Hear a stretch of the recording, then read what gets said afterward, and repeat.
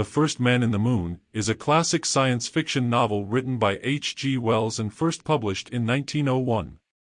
The story follows two main characters, a struggling businessman named Mr. Bedford and a brilliant scientist named Mr. Caver, who develop a substance called caverite that can defy gravity. Using this substance, they build a spacecraft and journey to the moon, where they encounter a strange civilization of insect-like creatures called selenites. The story begins with Mr. Bedford, who is struggling to make ends meet and pay off his debts. One day, he meets Mr. Caver, a reclusive inventor who has discovered a substance that can shield objects from the force of gravity. Caver believes that this substance, which he calls caverite, can be used to build a spacecraft that can travel to the moon. Bedford sees this as an opportunity to make a fortune and agrees to fund Caver's experiments.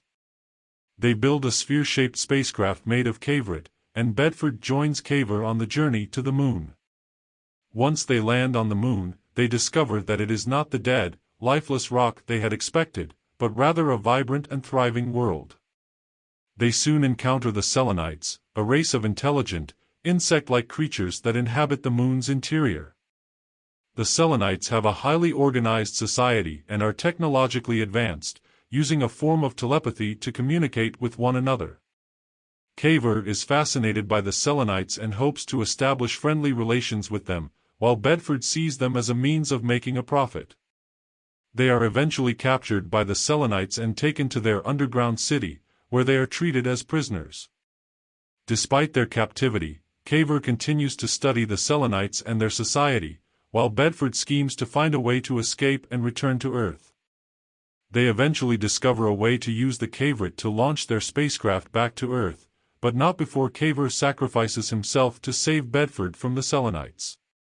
Back on Earth, Bedford becomes a wealthy man as a result of his moon journey, but he is haunted by the memory of Caver and the selenites.